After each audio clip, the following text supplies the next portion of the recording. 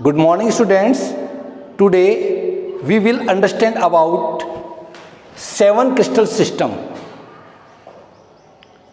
आज हम crystal system के बारे में समझेंगे. There are 7 crystal system according to Brevis.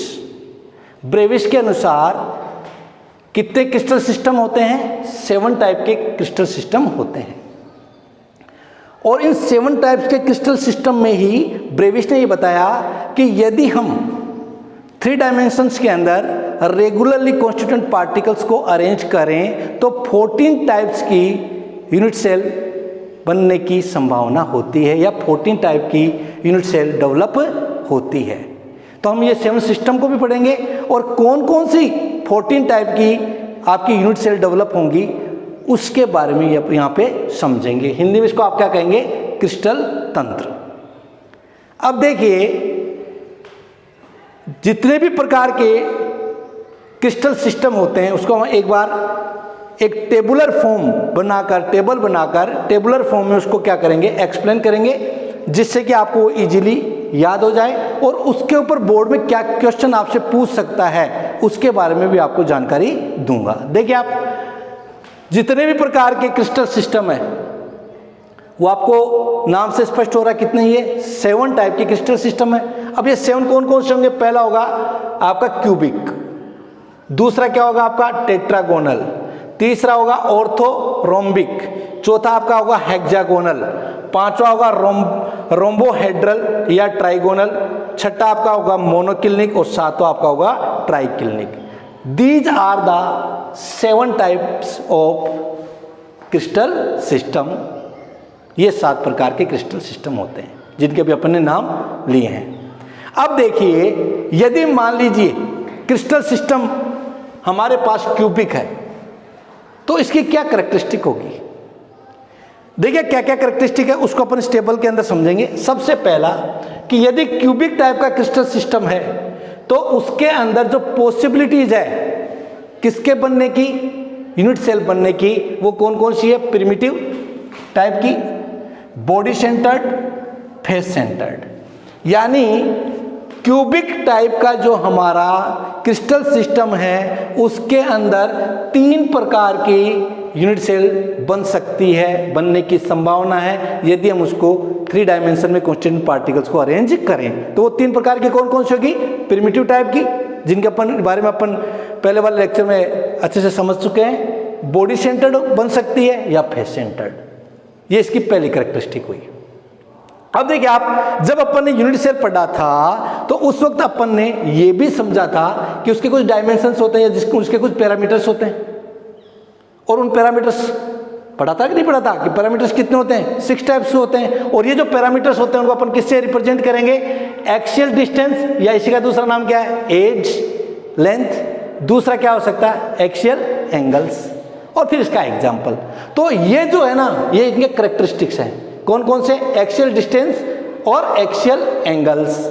Cubic है, 3 प्रकार की ये क्या बन सकती है? यूनिट सेल बन सकती है. और इनकी जो एक्सियल डिस्टेंस होगी वो क्या होगी? ए इक्वल होगी बी के और बी इक्वल होगी सी के. यानी तीनों जो एक्सियल लेंथ है ए, बी एंड सी सेम होगी, साइज की होगी, इक्वल होगी, बराबर होगी. समझने के लिए मान लें कि मान लो यदि ये 2 सेंटीमीटर है तो ये भी 2 सेंटीमीटर होगी, ये भी क्या होगी? 2 सेंटीमीटर होगी. ये इसकी क्या होगी? Axial distance. एक्सियल एंगल क्या होगा? एक्सियल एंगल भी अपन ने पढ़ा था कि इन एक्सियल डिस्टेंस के बीच में क्या होते हैं? 3 टाइप्स के एंगल्स होते हैं, अल्फा, बीटा और गामा. तो वो कितने डिग्री के होंगे? तो देखिए आप, यदि क्यूबिक है तो alpha, beta and gamma all are 90 degree, सब 90 डिग्री के होंगे. और इसके एग्जांपल्स क्या होंगे? किस किस के अंदर ये क्यूबिक टाइप की जो है क्रिस्टल सिस्टम हो सकता है? NaCl, इसका एक अच्छा एग्जांपल है.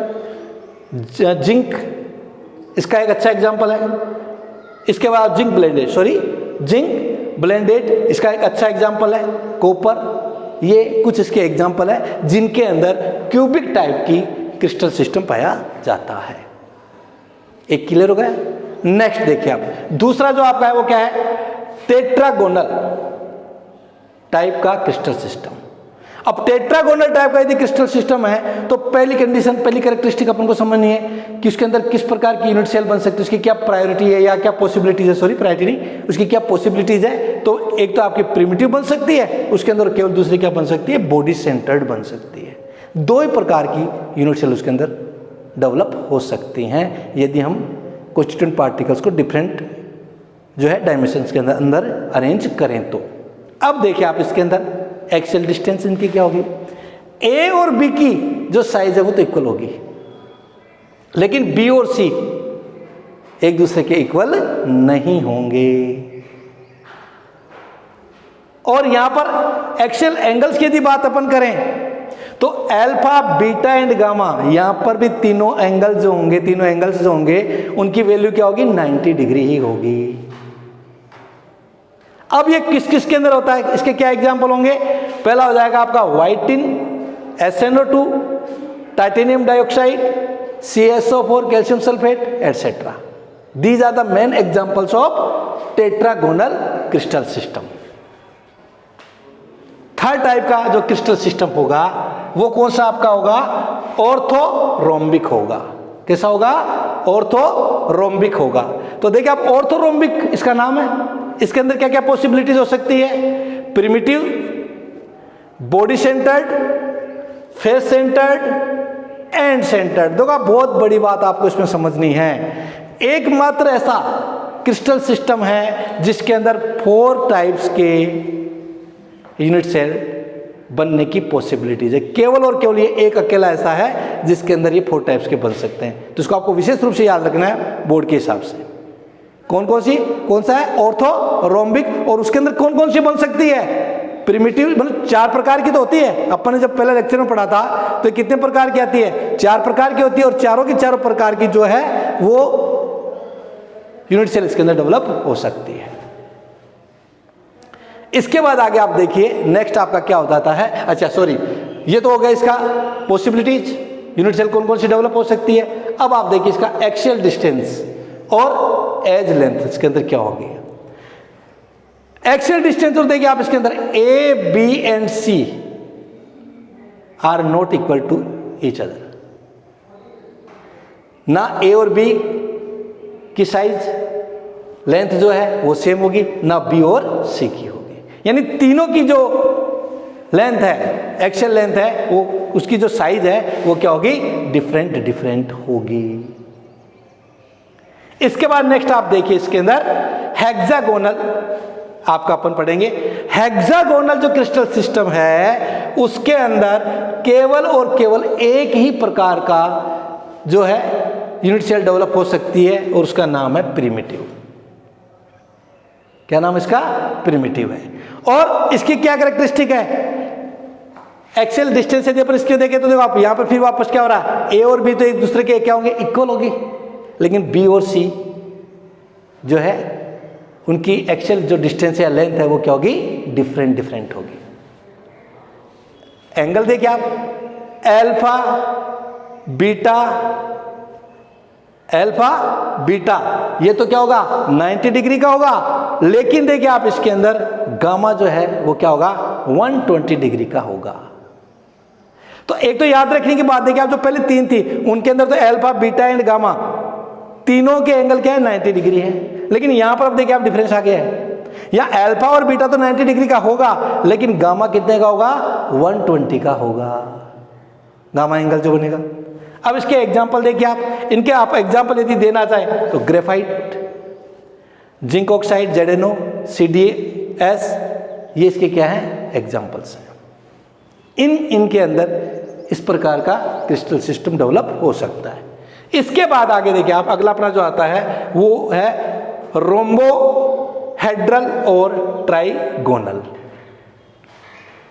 ट्राइगोनल का ही नाम, दूसरा नाम क्या है, रोम्बोहेड्रल भी है। इसके अंदर क्या पॉसिबिलिटीज है, केवल और केवल प्रिमिटिव टाइप का ही क्या बनेगा, यूनिट सेल डेवलप हो सकता है, बन सकता है। फिर एक्सियल डिस्टेंस देखिए आप, यहां वापस यही है, A इक्वल टू बी और B इक्वल टू सी, तीनों की जो लेंथ है वो क्या होगी, सेम होगी, एक दूसरे के क्या होगी, इक्वल होगी। फिर एंगल की बात करें, एक्सियल एंगल्स की, तो देखिए आप अल्फा बीटा तो क्या होंगे, इक्वल होंगे। गामा जो है वो 90 डिग्री नहीं होगा, 90 डिग्री नहीं होगा। और इसके एग्जाम्पल क्या क्या है, देखिए आप इसमें अंदर आपका कैल्साइट या कैल्शियम कार्बोनेट CaCO3 लिख दे, HGS सिनेबार जिसको अपन बोलते हैं, वो इसके क्या है, एग्जाम्पल्स है। अब लास्ट के दो रह गए आपके, वो क्या है, मोनोक्लिनिक। तो देखिए आप मोनोक्लिनिक में क्या होगा, प्रिमिटिव टाइप की और end centred unit cell develop होती है। इनकी क्या है, एक्सियल डिस्टेंस की क्या कैरेक्टरिस्टिक है, A, B और C तीनों एक दूसरे के इक्वल नहीं है। और एंगल की बात करें तो अल्फा और गामा, ये तो क्या होगा, 90 डिग्री का होगा, लेकिन बीटा 90 डिग्री नहीं होगा। एग्जाम्पल्स, मोनोक्लिनिक सल्फर Na2SO4.10H2O, ये इसके एग्जाम्पल है। और लास्ट आपका देखिए, लास्ट इसके अंदर जो है वो क्या होगा, ट्राइक्लिनिक, सॉरी क्या नाम इसका, ट्राइक्लिनिक क्रिस्टल सिस्टम। किस प्रकार की यूनिट सेल बन सकती है, इसमें संभावना है केवल और केवल प्रिमिटिव टाइप की। A, B और C यहां पर भी एक दूसरे के इक्वल नहीं होंगी। और एंगल की अपन यदि बात करें तो अल्फा बीटा और गामा तीनों की वैल्यू 90 डिग्री नहीं होगी।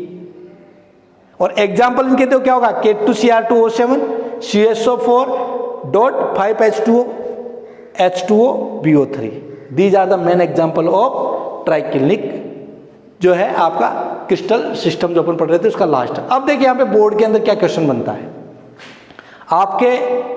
आपको सबको इनको याद करना पड़ेगा, याद रखना पड़ेगा प्रैक्टिस करके, क्योंकि बोर्ड के अंदर जो क्वेश्चन बनता है वो ये बनता है कि what is the difference between cubic और मोनोक्लिनिक। किसी भी दो से आपका क्या कर लेंगे, वो डिफरेंस पूछ लेंगे। तो जब किन्हीं दो का डिफरेंस पूछेंगे तो देखो आप इसका आंसर आपको क्या देना है, जब भी किन्हीं दो का डिफरेंस आपसे पूछे तो आपको डिफरेंस के अंदर एक्सियल डिस्टेंस और एक्सियल एंगल्स को देना है और उनके एग्जांपल दे देने हैं। जैसे मान लो इसे एक एग्जांपल से मैं समझा दे तो फिर आपका ये टॉपिक पूरा हो जाएगा। कि मान लो हमसे ये पूछा कि what is the difference between tetragonal और मोनोक्लिनिक, किसकी बात कर रहे हैं पर, टेट्रागोनल और मोनोक्लिनिक। तो आपको क्या करना है, टेट्रागोनल कि एक्सियल डिस्टेंस लिखना, पहला डिफरेंस उसका कैरेक्टरिस्टिक से क्या बन जाएगा, डिफरेंस बन जाएगा, A equal to B, B equal not equal to C। लेकिन यहां पर देखिए आपने किससे एग्जांपल लिया है, मान लो आपने ट्राइक्लिनिक से लिया है, तो तीनों एक दूसरे से क्या है, इक्वल नहीं है, तो एक डिफरेंस आ गया। और दूसरा फिर आप इसको क्या दोगे, एक्सियल एंगल का दे दोगे। एक्सियल एंगल देखो आप यहाँ पे अल्फा बीटा गामा तो क्या था, 90 डिग्री था, लेकिन यहाँ पर बिल्कुल भी 90 डिग्री नहीं है, फिर आप एग्जाम्पल दे देंगे। इस प्रकार से आपको बोर्ड में क्वेश्चन पूछ सकता है, किन्हीं दो की कैरेक्टरिस्टिक पूछ सकता है या किन्हीं दो का डिफरेंस भी पूछे, तो डिफरेंस में भी आपको क्या करना है, एक्सियल जो है डिस्टेंस और एक्सियल एंगल्स का डिफरेंस करना है और साथ में एग्जांपल दे देना है। इससे आपका पूरा क्वेश्चन जो है उसका आंसर प्राप्त हो जाएगा। तो अभी तो अपन ने क्या पढ़ा है, 7 क्रिस्टल सिस्टम। अब इसके बाद अपन नेक्स्ट जो पढ़ेंगे, अब हम नेक्स्ट जो टॉपिक पढ़ने जा रहे हैं उसका नाम है number of atoms in a unit cell. एक एकक कोशिका के अंदर एटम की संख्या कितनी होती है वो हमें समझना है। इसको समझने से पहले सबसे पहले तो हम ये कंसीडर करेंगे कि जो हमारे पास जो यूनिट सेल है उसकी ज्योमेट्री क्यूबिक है। क्या माना हमने कि जो हमारे पास यूनिट सेल है उसकी ज्योमेट्री कैसी है, क्यूबिक। और क्यूबिक होने के कारण ये 3 प्रकार की जो है यूनिट सेल डेवलप हो जाती हैं। पहली जो है वो है प्रिमिटिव क्यूबिक सेल, दूसरी हो जाती है body centred body centred cubic unit cell जिसको आप क्या बोलेंगे, BCC, और तीसरी आपकी होगी face centred cubic unit cell या FCC। अब अपन को यहाँ पे सिंपली समझने के लिए यानी सरलता से समझने के लिए ये भी मानना है कि जो कॉन्स्टिट्यूएंट पार्टिकल्स हैं वो इन यूनिट सेल के अंदर किस रूप में है, एटम्स के रूप में है। अब देखिए आप कि यदि हमारे पास प्रिमिटिव क्यूबिक सेल यदि है तो इसके अंदर नंबर ऑफ एटम्स कितने होंगे। अब आप देखिए, हम लोग सब जानते हैं कि प्रिमिटिव की क्या कैरेक्टरिस्टिक होती है, हमने पढ़ा पहले। यदि प्रिमिटिव यूनिट सेल है तो उसके 8 कॉर्नर के ऊपर एक एक कॉन्स्टिट्यूएंट पार्टिकल्स होता है, सभी कॉर्नर के ऊपर एक एक कॉन्स्टिट्यूएंट पार्टिकल्स होता है। लेकिन वो तो एक यूनिट सेल है, उसके कॉर्नर के ऊपर क्या है, एक एक कॉन्स्टिट्यूएंट पार्टिकल है। लेकिन यूनिट सेल एक उसके ठीक एडजेसेंट दूसरी यूनिट सेल है, इधर भी उसकी यूनिट सेल है, इस तरफ भी यूनिट सेल है। देखिए आप मान लीजिए कि मानो हमारे पास एक ये डस्टर यूनिट सेल है, तो इसके ठीक अपर लेयर में यूनिट सेल है, इधर भी यूनिट सेल है, लोअर लेयर में भी यूनिट सेल है, इस तरफ भी क्या है, यूनिट सेल्स है। यानी एक सेल जो है वो चारों तरफ से क्या है, यूनिट सेल से सराउंडेड है, घिरी हुई है। अब हमें यह पता लगाना है कि जो कॉर्नर वाला जो कॉन्स्टिट्यूएंट पार्टिकल है वो कितनी यूनिट सेल का हिस्सा बनता है। तो देखिए आप, जितनी यदि कोई एक यूनिट सेल है तो उसके कॉर्नर पे जो एक कॉन्स्टिट्यूएंट पार्टिकल एटम के रूप में है वो अकेला उसी यूनिट सेल का जो है हिस्सा नहीं है, वो 8 दूसरे यूनिट सेल में भी उसका हिस्सा है। यानी उस कॉर्नर से 8 दूसरी यूनिट सेल भी आके क्या कर रही है, कांटेक्ट में या टच कर रही हैं, इसीलिए उसका कुछ कुछ पार्ट सभी के अंदर शेयर हो जाता है। अब देखिए आप, आपके समझ आएगी ये बात कि हम इसको कैसे लिखेंगे।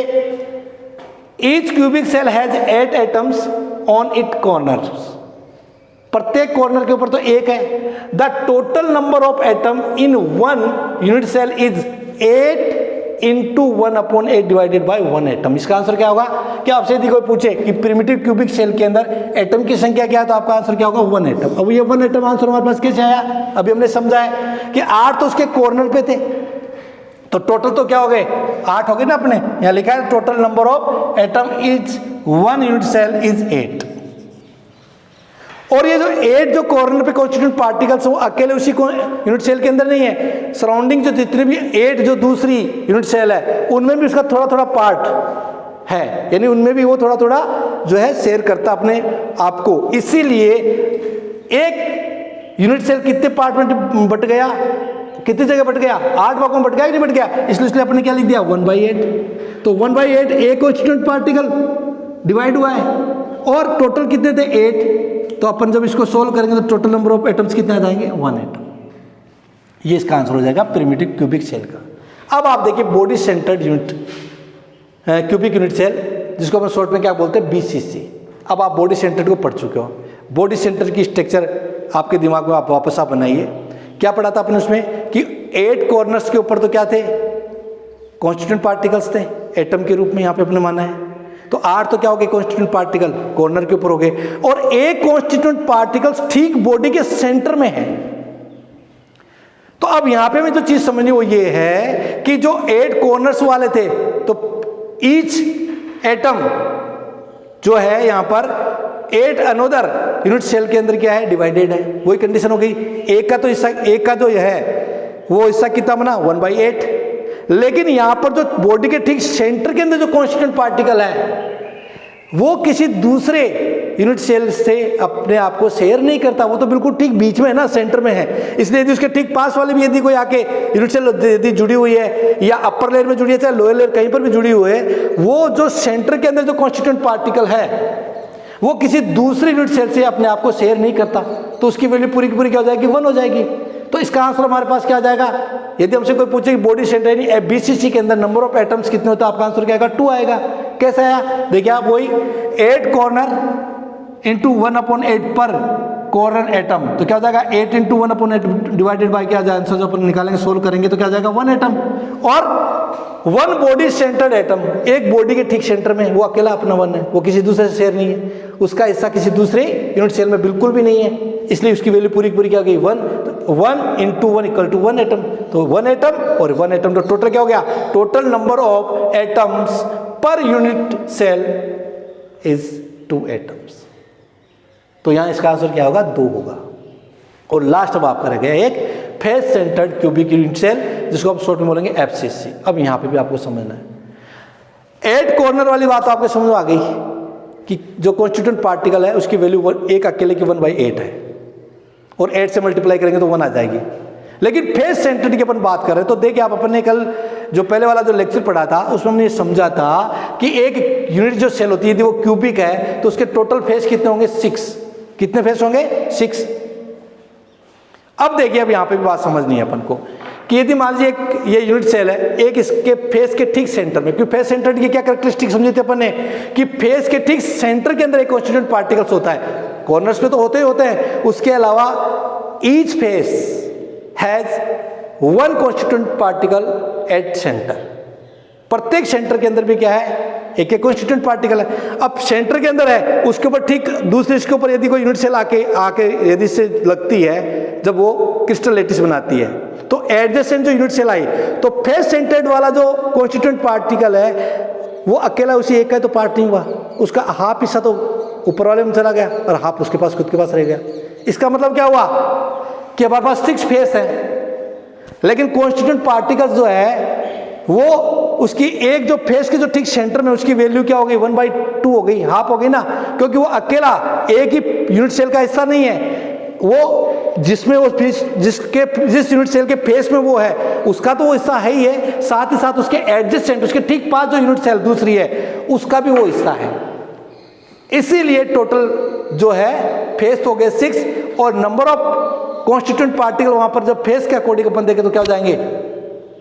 क्या हो जाएगा? 1 × ½ × 6 = 3 एटम। तो 3 तो ये हो गए, और एक आपका कॉर्नर वाले हिसाब से आएगा 1/8 के हिसाब से, जो टोटल नंबर ऑफ एटम्स का जो आंसर आएगा वो क्या हो जाएंगे? 4। आंसर क्या हो जाएगा यहाँ पे? 4। कैसे देखिए आप समझिए, in a face centred cubic unit cell 8 corner atoms, इसका मतलब क्या हुआ? 8 कॉर्नर एटम्स का क्या मतलब हुआ? वही है 8, यहां पे आएगा 8 × 1/8 एटम पर यूनिट सेल, यानी आगे अपन ने लिख दिया है एटम सेल क्या हो जाएगा? 8 × 1/8 = 1 atom. 6 face centred unit cell की क्या वैल्यू हो जाएगी? 1/2 एटम पर यूनिट सेल। तो टोटल फेस क्या है? 6, और एक कॉन्स्टिट्यूएंट पार्टिकल कितने में बढ़ गया? 2 में, तो उसकी खुद की वैल्यू क्या हो गई? हाफ हो गई ना, तो 6 × 1/2 इक्वल किसको हो जाएगा? 3 एटम्स। तो टोटल नंबर जो हो जाएंगे एटम्स की वो क्या हो जाएंगे? 4। तो ये आपने अभी समझ लिया है कि नंबर ऑफ एटम्स कितने होते हैं। प्रिमिटिव क्यूबिक सेल सरल एकक कोशिका के अंदर नंबर ऑफ एटम की संख्या क्या आएगी? आंसर आपका क्या होगा? 1 एटम। बॉडी सेंटर्ड काय केंद्रिक के अंदर क्या होगी? 2 एटम्स, 2। और फेस सेंटर्ड यदि FCC है तो उसके अंदर नंबर ऑफ एटम की संख्या कुल कितनी होगी? आपका आंसर क्या होगा? 4 होगा। आज के लिए इतने हैं, बहुत बहुत धन्यवाद।